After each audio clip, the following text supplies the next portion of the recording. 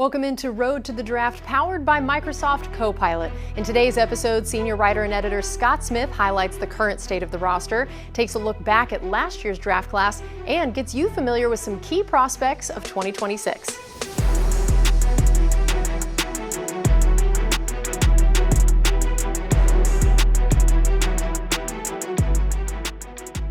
Thank you, Casey. Well, as we start down this road to the draft, we should look at where it begins. You know, you're punching in those GPS coordinates and you know the destination is Pittsburgh, April 23rd, but you also have to put in a starting point, and for this exercise, that is the state of the Buccaneers roster as we head into the 2026 offseason. Now, I know I've looked at a lot of mock drafts already, and there's a general consensus that the Buccaneers will be looking at defense early in this draft, but we only have to look back 1 year to the pick of Emeka Egbuka in the first round to know that anything can happen. So as we start this exercise, we're going to look first at the Buccaneers offense. And the team's pretty set, in pretty good shape on that side of the ball. You start at quarterback, you're set with Baker Mayfield, although it's worth mentioning that he's going into the final year of his current contract. Baker, over the last 3 years, is second in the NFL in touchdown passes and third in passing yards. In front of him, you have an offensive line that had troubles with injuries last year, but has all 5 of the starters that were such a good unit in 2024 returning for 2026. At tight end, you do have some free agency issues potentially with Keith and Cade Otton both possibly becoming free agents in this offseason, so you may have some work to do there.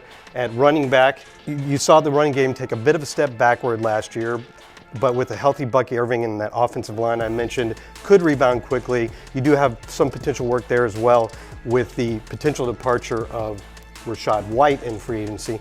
And then at wide receiver, you still have a pretty loaded group with, especially if Mike Evans returns, with Chris Godwin and Jalen McMillan and Emeka Egbuka and Tez Johnson.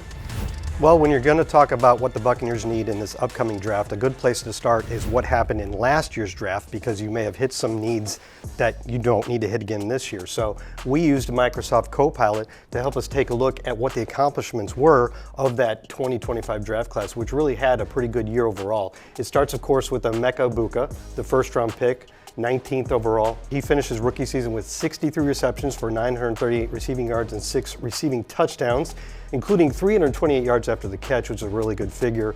He was also the first player in NFL history to post 25-plus receptions, 400-plus receiving yards, and 5-plus receiving touchdowns within his first 5 career games. So the season really got off to a very strong start, which culminated in him winning NFL Offensive Rookie of the Month honors for September. In the second round, the Buccaneers addressed the cornerback position with Benjamin Morrison out of Notre Dame. And the Buccaneers had 2 starters on the outside going into the season, so he didn't immediately step into the starting lineup, but by the end of the season, he was in a starting role, really demonstrated effective man coverage and downfield phase ability. So in the third round, the Buccaneers hit that cornerback position again with Jacob Parrish, who did really get a starting role right away as the nickelback. He completed his rookie season with 76 total tackles, 50 of which were solo, and played in all 17 games. He really filled up his stat line. He had 2 interceptions, 7 passes defense, even had 2 sacks as he showed he could be a pretty good blitzer, and a fumble recovery. And at the end of the year, he was named to the Pro Football Writers Association All-Rookie Team for the 2025 season. So really nice start for him.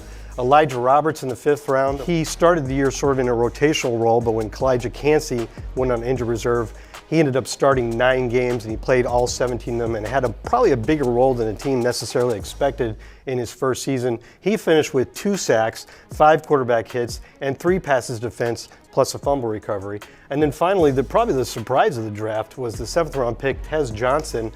He really had a much bigger role in the offense than probably was expected going into the year, because there was a bunch of injuries at the receiver position, especially in the first half. And he ended up with 28 receptions for 322 yards and 5 touchdowns, which really nice stats for a 7th round draft pick.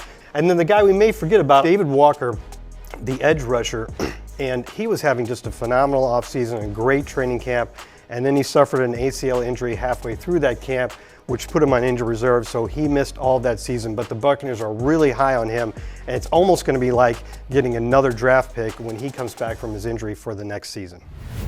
Okay, now we look at the upcoming draft in 2026 in April, because that's why we're here after all. And if you see here, these are the picks that the Buccaneers currently own. But we're going to start at a couple positions where a lot of the mock drafts are matching the Buccaneers with, and that's off-ball linebacker and edge rusher. And we'll start first with the first one at off-ball linebacker with Sonny Styles, a really talented linebacker out of Ohio State. In fact, I just did my first mock draft last week, and this is who I had landing with the Buccaneers at pick number 15. So hopefully that works out. This is a very talented player. He's actually the son of a former NFL player, a linebacker named Lorenzo Styles, who played in the league for 6 years. He started at Ohio State as a safety, spent 2 seasons there before switching over to linebacker in 2024, and then over the next 2 seasons had 182 tackles, 6 sacks, and an interception. He's really a very, by the measurables, very talented player. He did an 11-0 broad jump, a 40-inch vertical leap, and he squatted 675 pounds. He's very, very fast, and he has well-developed coverage skills, which is definitely something the Buccaneers are looking for as they try to rebuild that linebacker position. Okay, now we head to the edge rusher. Another popular pick for the Buccaneers in mock drafts is Cassius Howell of Texas A&M, a very, very productive player on the collegiate level. He actually started at Bowling Green, and had 9.5 sacks as a redshirt sophomore in 2023.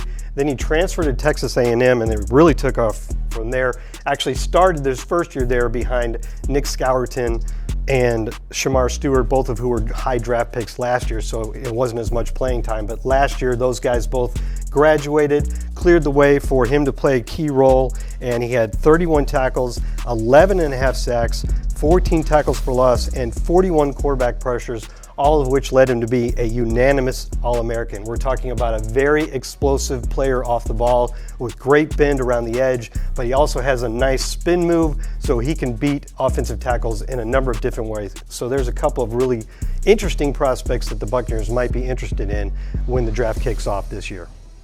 This has been Road to the Draft, powered by Copilot. We'll be with you each week leading up to the draft, and the NFL Combine is right around the corner. We'll see you next time.